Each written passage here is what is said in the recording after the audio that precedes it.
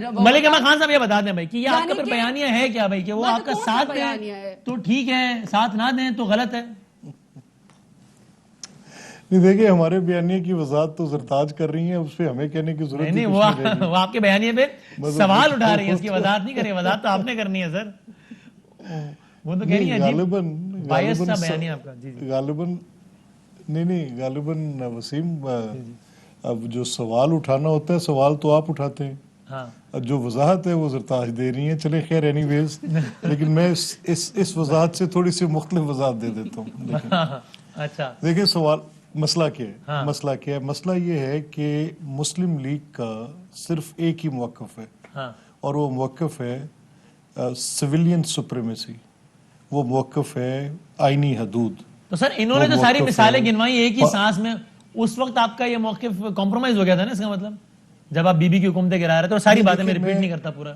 اچھا چلے میں ایسے کہتا ہوں کہ دیکھیں میں یہ بات اس لیے تسلیم نہیں کرتا کہ میں تو ایک سیاسی کارکن ہوں، اور میں جب اپنے آپ کو اس ایک پورے زاویے سے دیکھتا ہوں اس بات پہ کہ میں بحیثیت ایک مسلم لیگ کی کارکن کے، جب میں نے 2002 کا پہلا الیکشن لڑا تو جنرل مشرف اس وقت برسر اقتدار تھے اور انہوں نے قبضہ کیا ہوا تھا اقتدار پہ. اسی طرح اگر کسی نے سن 70 کی دہائی میں لڑا ہوگا تو تب اس وقت جنرل یحییٰ خان برسر اقتدار تھے.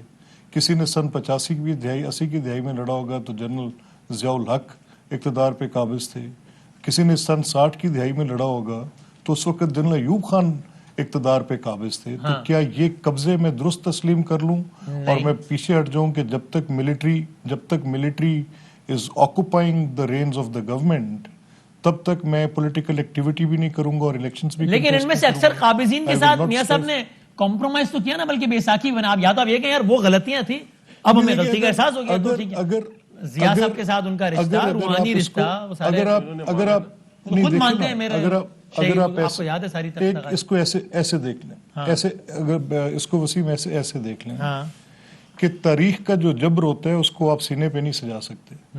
کسی طور پہ بھی ممکن نہیں ہے کہ آپ یہ باتیں جو کہ آپ کے کنٹرول سے بیونڈ ہیں، یعنی اگر میں ایک پولیٹیکل ورکر کے طور پہ اپنی ایک کاوش اور کوشش کر کے جمہوریت کے سفر کو ٹریک پہ لاتا ہوں اور اس وقت کوئی ایک ملٹری ڈکٹیٹر جو ہے وہ قبضہ کر کے بیٹھے ہیں، تو اس ٹرانزیشن کے دور میں جو میری ایفرٹ ہے اس کو آپ اس طرح سے دیکھتے ہیں.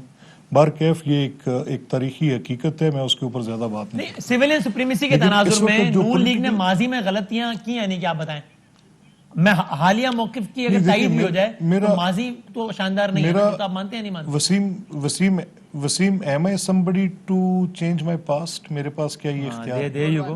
وہ تو تاریخ پہ درج ہے، وہ تو تاریخ پہ درج ہے. ٹھیک ہے، میں آپ سے صرف اتنی بات کہہ رہا ہوں کہ آپ نے سیاست جامد نہیں ہوتی.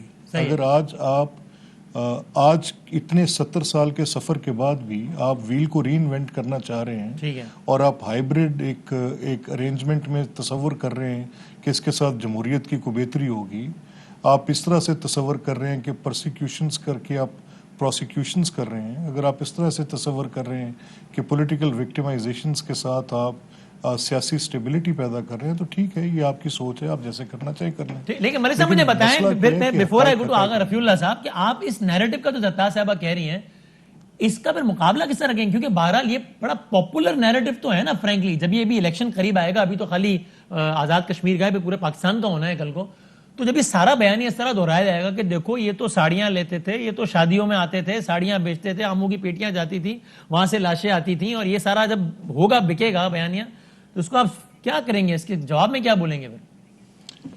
نہیں، میرا نہیں خیال کہ اس بیانیے میں کوئی یہ ہر بات، ایک تو ایک اس قوم کا مسئلہ یہ ہے بشمول میرے اور آپ کی بھی آج کہ ایک سمپل سٹیٹمنٹ بھی ہم بیانیے کے طور پہ لے لیتے ہیں. یہ کوئی بیانیہ ہے؟